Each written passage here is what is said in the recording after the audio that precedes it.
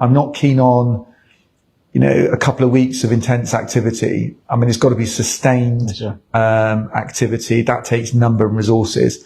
Use of technology as well. I think it can enhance that. But also, if you're at the town hall, very much encourage the communities to speak up. I think it's really, really important because the police rely on information in order to act. If they go to a judge to get a search warrant to search premises, they need to rely on some information. And the more information they have, the more they can exercise those powers and tackle those in the community that people want tackled. Because I think a lot of people are kind of living in silence or, and probably fearful of saying something. But, if nobody says anything, it's really difficult to tackle it. I'm not underestimating how difficult it is, but silence is a problem in and of itself. Of course, one of the things, whatever your motivation might be to clean up the streets or for a reward, and you'll see the Crime Stoppers, reward has gone up, for $5,000 to $50,000. I mean, that flowed from a conversation as, would it make a difference? If you up the reward, and even if the motivation is money, most definitely, then let's do it. And that money can be available for those leading to a seizure of a firearm, up to $50,000. That's a significant sum of money. So I'm hoping that if that message gets out and those that know where these things are, it's getting out. There you go. Pass it on. Yes, sir. To Crime Stoppers, and obviously that's it's a link into the police, but not a direct link. And in a way that, action can be taken. So I think whatever we can do to do that. So information, collective effort. And obviously if people know of ways firearms are getting in, pass that information on, to try and plug those gaps. Because it is always really difficult. I mean, policing customs border is a challenge. It's not easy because of the number of visitors and ways that people get in, but you can target it and do it as much as possible. I don't know exactly, we'll get on to maybe the Governor's Council, but that was one of the conversations. What more could be done to secure the borders? The Commissioner also spoke about 43 unsolved murders. Yeah. Through your, I guess I would say your involvement, bringing in UK specialists in solving detectives, 6 months. I heard of. Yeah. You think that's going to be long enough? So that essentially was the kind of initial preliminary offer of 6 months. It doesn't mean it can't be extended. Okay. And there'll be a conversation on funding in and around that. So partly that was around personnel and equipment. And I think that those officers are not just directed at the unsolved, what you might call cold cases, but live investigations and one coming forward. And just to reassure people, this is not about, this is the full-time solution. The solution is getting the BPS up to the strength with all the capacity and capability it needs to do its job. That will take time. And this is essentially how do you get that temporary expertise to help deal with things now? Because there obviously are problems in that. I think the unsolved case, early on, I tour around a lot, speak to a lot of people, and I went in and spoke to the unit that deals with unsolved cases. The Commissioner talks of the challenge in terms of the number of officers he has available to progress those inquiries and investigations. But in certain cases, they know of individuals, and I think I might have mentioned this before, who know relevant information about those cases, but are fearful of coming forward and giving evidence in a way that can be used in a court of law to bring someone to justice. And I think, we need to look at what ways there are legislatively and otherwise that can be looked at by government to reduce and mitigate the risk to those individuals so they feel confident they can come forward and help bring those people to justice and their families to get relief. As you know, these things are no doubt, I mean, I'm fortunate I haven't suffered that in my family, but for those who have, these things, often a daily reminder, even though they might be many, many years ago. So anything can be done to give them some kind of relief and justice, I think needs to be looked at. Any thought of protection laws to help with these individuals that might want to come forward? Yeah, so there's already existing things like witness protection schemes and the like.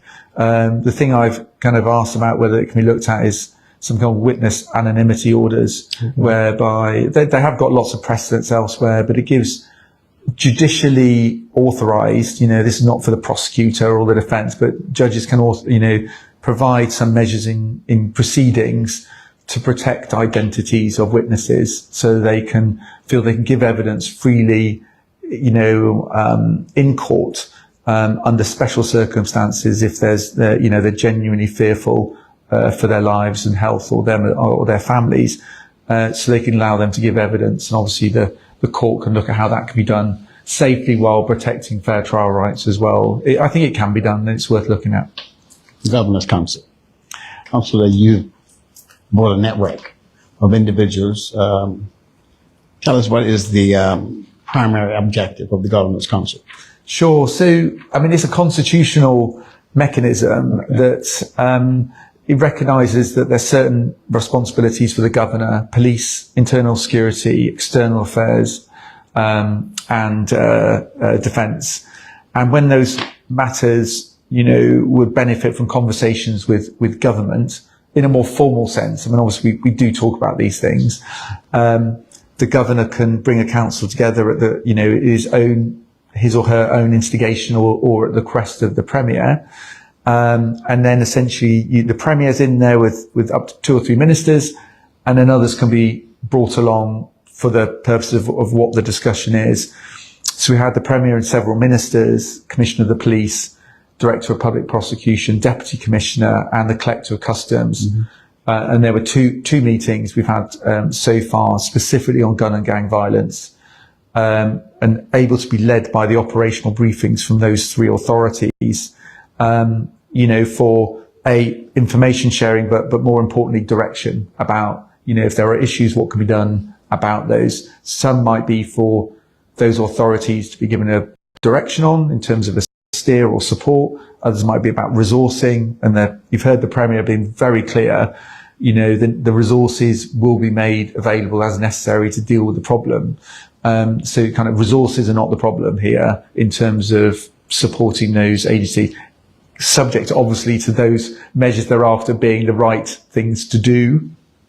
And as you've seen immediately, increasing pace of recruitment. We've looked at the officers coming from overseas, equipment procurement. I can't go into details, but it's widespread and will make a difference. And a number of other kind of measures as well to look at it. I think the other big issue, and it came up in the town hall, if I can mention, is clearly the policing and the prosecuting angle is at one end of the spectrum. We all know the solution is not at that end. The solution is dealing with not the symptoms, but the cause.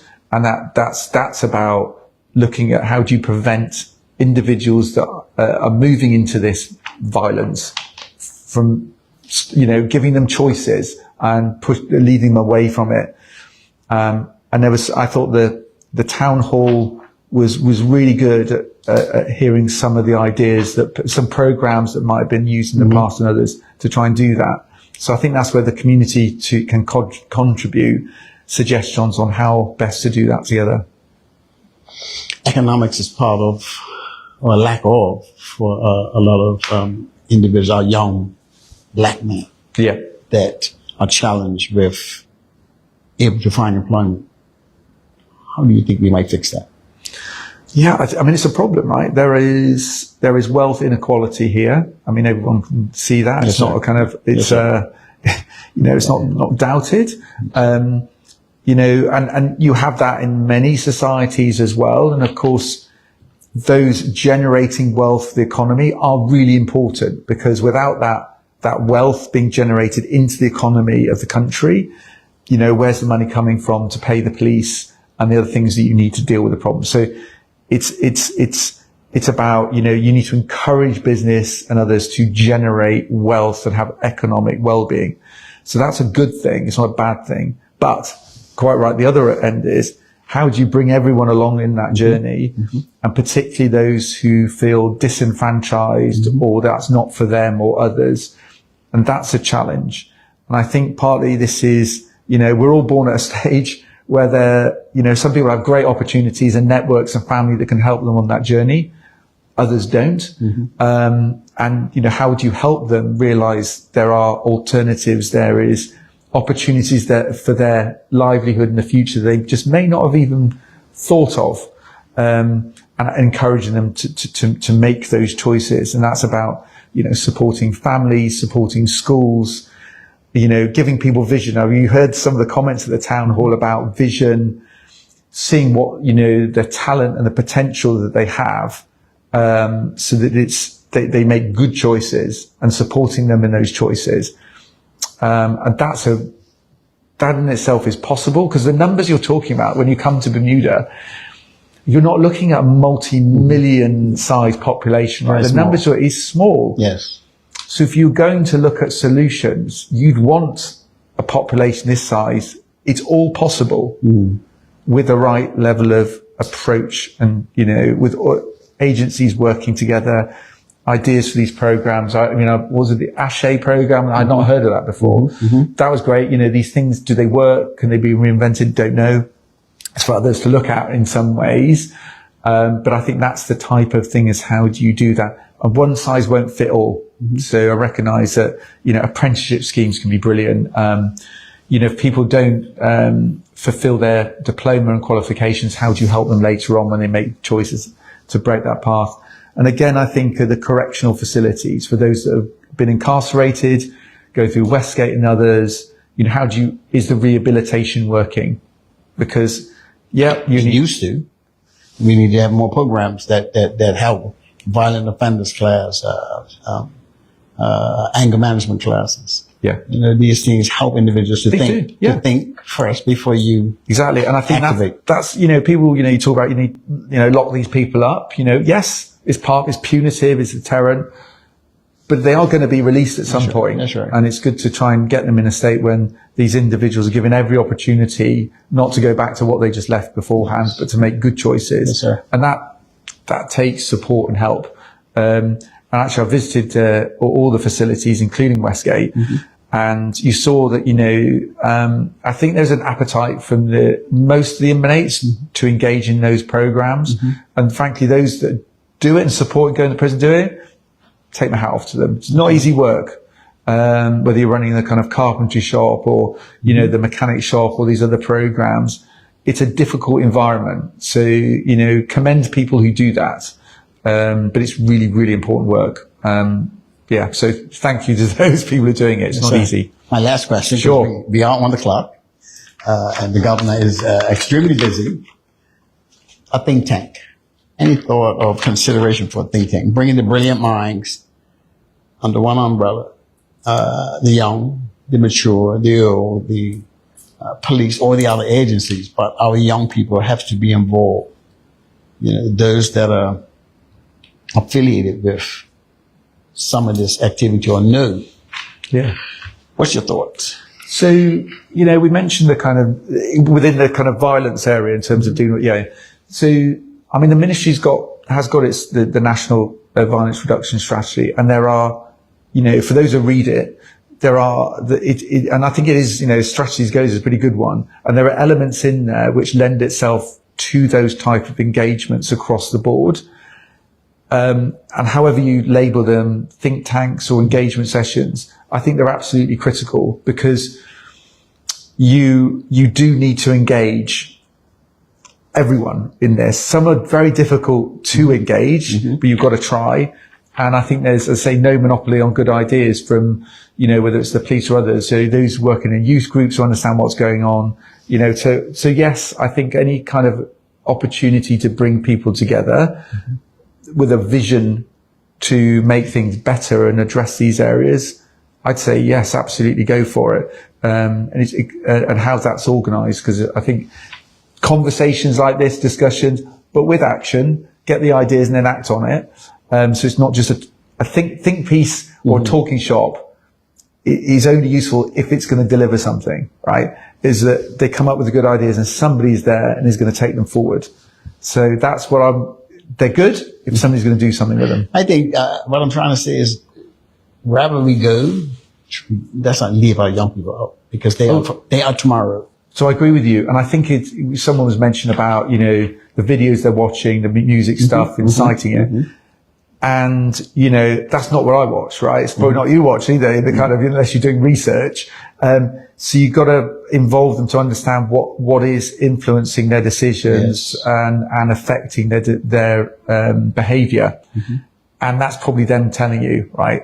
And people's kids will be able to tell you that. So yes, I think they've got to be engaged, because otherwise we don't really understand what's going. It's the same, you know, parents never kind of really understand teenagers and stuff, right? You think you do. I've got a 19-year-old training myself. So there you go. So I think, yes, I think involve everyone, and however that's done.